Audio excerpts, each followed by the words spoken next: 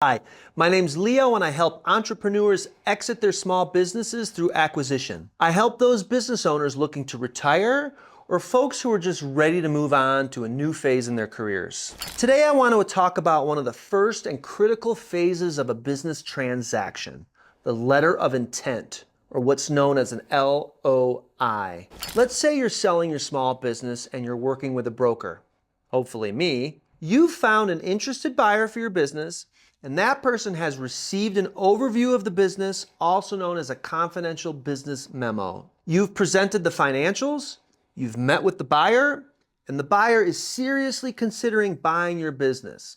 Now what? At this phase, an interested buyer would present what's known as a letter of intent, or an LOI. The LOI is basically a roadmap towards the final transaction, or let's call it an agreement between the two parties to negotiate. The LOI is typically written up by the buyer and is a non-binding document which outlines the agreement in principle for the buyer to purchase the seller's business. The LOI will outline the proposed price and terms of the deal. It will leave room for further negotiations and the eventual arrival at a purchase agreement, which I'll cover in another video.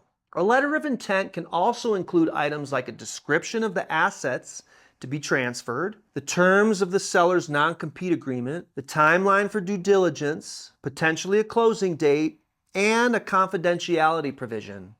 Basically, the LOI is the template used to prepare for the final business sale. Having an LOI is important for two main reasons. Number one, it saves time and money by putting into one single document all the important terms of the deal, rather than having a flurry of emails and communications back and forth. An LOI minimizes misunderstandings and conflicts that could occur later in the process. Number two, an experienced buyer won't spend the considerable amount of time or money on due diligence without having an exclusive right to buy the business in place. And that's what the LOI does. In a business sale, you can expect a massive amount of communication, negotiation, and yes, even a little conflict. This is all normal and part of the process. The letter of intent defines the framework under which the two parties will negotiate. Once an LOI is signed, both parties become more collaborative because now they both see the deal coming to closure.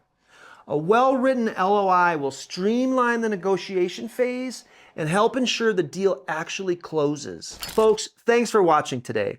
I'd enjoy the chance to connect with you, so please leave a comment below, subscribe to this channel, or send me an email at leo@vrmilehigh.com.